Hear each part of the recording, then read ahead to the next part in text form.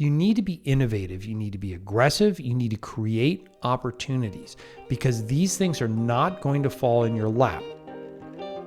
Hello, and welcome to the Admittedly podcast. My name is Thomas Caleel. I'm the former director of MBA admissions and financial aid for my alma mater, the Wharton School at the University of Pennsylvania. In this podcast, I don't promise easy answers or quick fixes, but I will use my decades of experience to help you achieve your education goals. Now let's get started.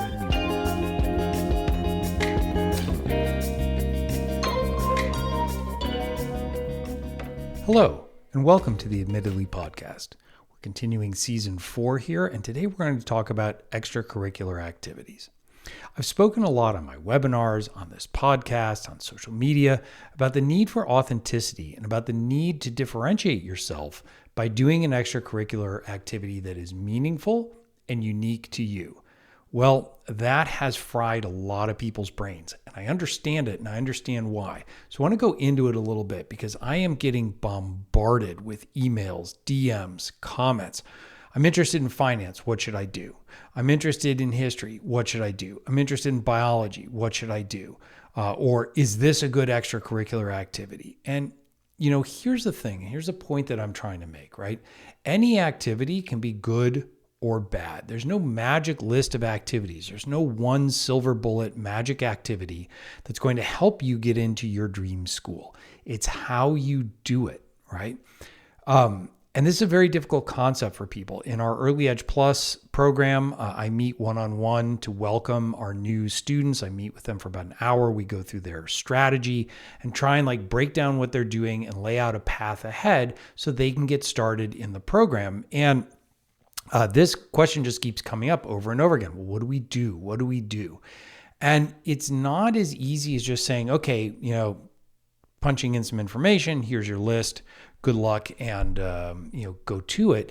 You really need to pull apart what it is that you're interested in, what it is that you're trying to achieve. Now, before I get yelled at in the comments, as usual, I am not saying to you need to figure out what you want to do for the rest of your life. What I am saying to you is listen to yourself, listen to your student, to your child, and listen to what they're telling you about what it is they enjoy, right? So if they say they're interested in research, for example, right? Don't just say, okay, I'm going to go find you a research position. You have to just really relentlessly drill down, right? And maybe it's not you.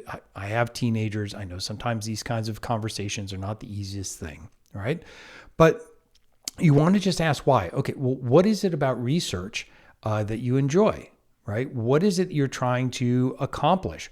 Why is that? How did you develop that interest? How did you understand that that was something that you think you might enjoy? And what you might find is that it's not necessarily research. It might be the intellectual process. It might be the discovery process, right? And so there's a lot of different ways we can get in and start to understand the root cause, what's driving this, right? And this is one of the hardest things about college admissions and about guiding students is that everybody wants a quick answer. And really it's about getting in deeper and deeper and peeling back the layers more and more and more until we finally get to a point where we're like, okay, we have the core value. Now, how do we build that core value out? And that's really important because as I look at extracurricular activities, right, there's this tendency to kind of have these big buckets, right? So this is what I do at school. This is what I do during the summer. And I'm much more in favor of having a continuity, right? Because if we find the right extracurricular activity, in my experience, it's something the students want to do all year. They get super excited. They're like, oh, that sounds so cool. I'm going to do that. I want to do that now. And then I want to do it more over the summer. And then I'll have to dial it back a little bit in the fall when I go back to school. But I still want to keep doing it. And that's the excitement that we're looking for. That's that kind of deep passion. Now, some things we can only do during the summer. Let me give you an example. I had a student who was very interested in environmental science. And so, they came to me and they were like, I don't know, should I do research? Should I attend this summer program? And I was like, well, from what I know about you, you're a very active person. But there's a little bit of self-confidence. There's a little bit of issues around self-knowledge. So why don't we find you an outdoor program? And it turned out we found a great one at Outward Bound that had a conservation angle to it. And he was like, okay, it doesn't sound like anything I want to do. It doesn't sound like anything I've done before, but okay, I'll trust you on this. So off we sent him for like 6 weeks into the backcountry. And the last 2 weeks, they were tasked with working with the U.S. Forest Service to rehabilitate a trail. Basically like clear the trail off, dig out rocks and logs, put in new steps, things like that. It was very hard work. And so he spent the first 4 weeks of this engagement leading, going with his peers and Outward Bound. You rotate, you take turns leading. He made some mistakes. He had some triumphs. He learned a lot about himself. But that last 2 weeks, he really realized that like environmental science, he wanted to be a hands-on person. He wanted to be a person who was in the trenches, on the front line doing it. And he just engaged with that last 2 weeks so much that he got invited back to work with the U.S. Forest Service the next summer. And he went out on a crew, basically. And I wasn't really aware of this at the time, but there are laws governing what you can and cannot do in particular areas of U.S. protected forests. And in some of them, you cannot use mechanical instruments of any kind. So these guys, these people, men and women, go out there with axes and saws and shovels and pickaxes, and they break trail and they clear brush and they do a lot of very, very hard, physically demanding work in such a way that they are front and center on the front lines of environmental science. And he loved this. He came back solid muscle.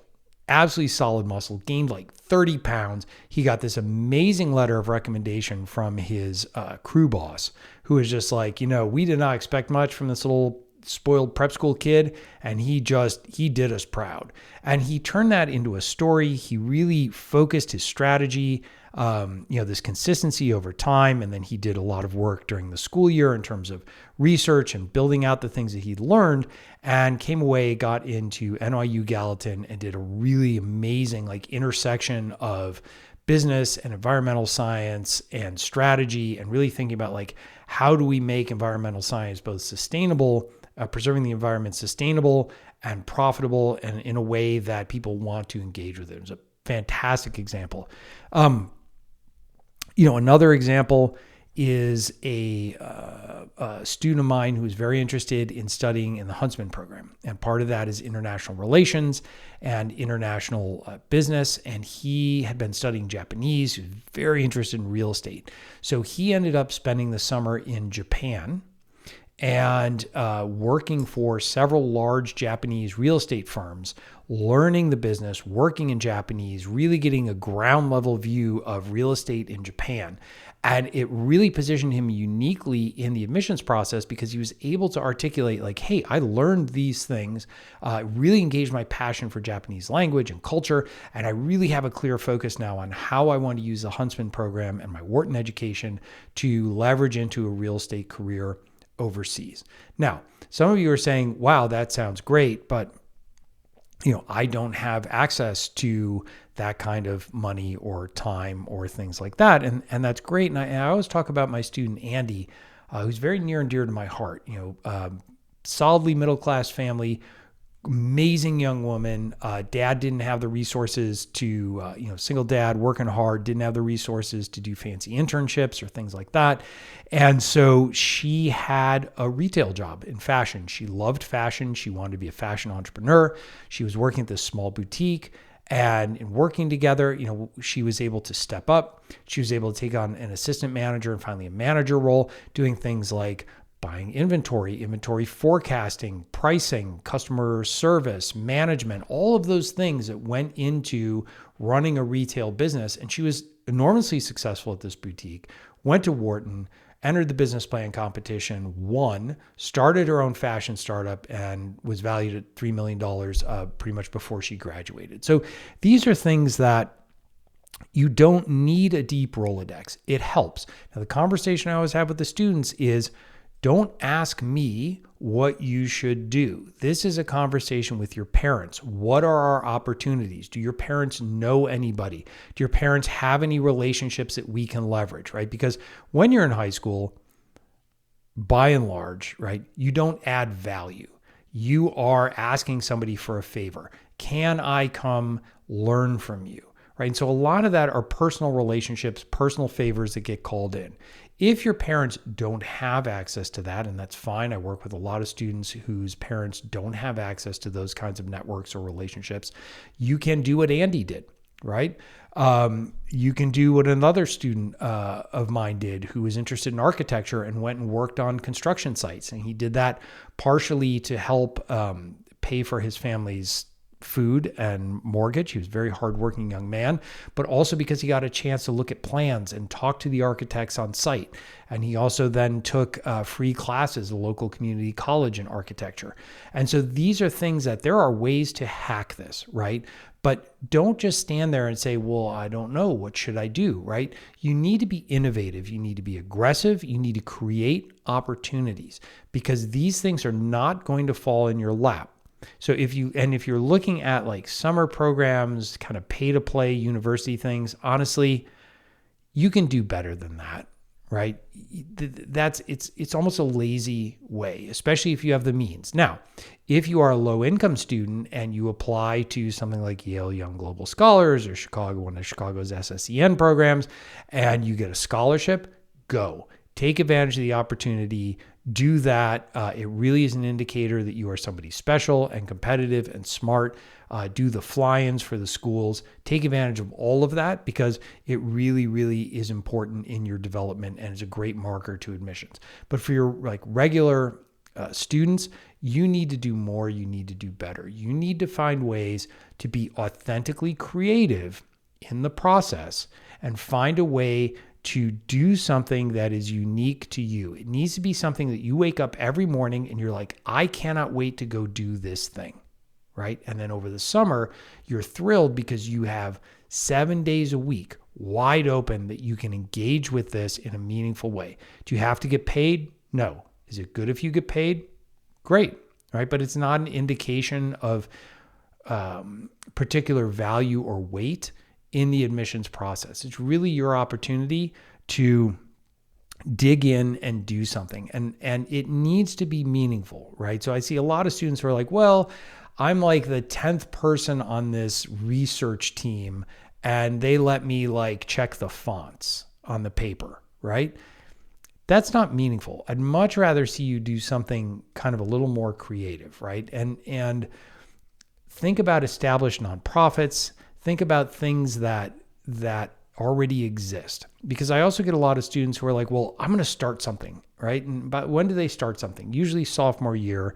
They don't get much traction. They bump around. They have a couple of members, maybe a dozen members, 24 members. They raise a couple $100, a bake sale or something like that. And, you know, to me, that's a wasted opportunity because admissions officers can tell really quickly when you have these manufactured opportunities. And so instead of digging in and helping an organization that's doing a lot of good and can really benefit and really benefits others, right, with your involvement, you're just kind of bumping around on the margins and you're not doing anything. And this crosses over into the concept of leadership. And I hear this a lot. Oh, what can I do for leadership? I say, okay, well, you're in 9th grade. Right. And so I respect that hustle. I do. I respect the attitude. I know you want to be a leader. I know you want to do great things, but leadership is earned. Leadership is given, right? Anything you do to create a leadership opportunity, admissions officers are going to see right through that. They're going to see right through that. And so I would much rather have you showing that like, you engage with this nonprofit that was doing something related to a field you were really interested in. And by junior year, they let you train, right, the new interns, for example, or the new crop of volunteers. That is earned leadership. That is leadership where an admissions officer looks at it and they're like, hey, that's real. Not I started the Thomas Caleel Club and I was president day one and I was doing all these great things because, you know, look, we all know how that goes. We've seen that story play out a million times. So remember that leadership needs to be authentic. Leadership needs to be earned. Leadership needs to come from the people that you are leading. It's not something you can bestow upon yourself. So what have we talked about today? We've talked about the concept of extracurricular activities and why they're so important. We've talked about the fact that we need to blur the line between in school and summer. Sometimes you have to have that delineation, like the Outward Bound example, but sometimes you can really kind of flow that through consistently over time and maintain a standard of engagement. You have to be creative and you have to create opportunities. And for those of you who are going to jump in the comments and tell me how I'm destroying childhood and I'm a terrible person and it's not fair to these kids, I get it, but also if you meet these super high achieving, amazing young men and women, they will blow you away with their engagement and their drive and their tenacity and their just burning desire to do something amazing. And how they do it, right? That's the important thing. Don't have your parents do it. Parents, you need to let the children also, the students, step up, drive this process, create this opportunity. Yeah, it's fine to give them advice. It's fine to help them a little bit on the margins. But I see a lot of parents who just kind of like wholesale, they task their executive assistant. They're like, do this, set this up, make this happen. And they have maybe employees in their company going and doing things like that's very transparent.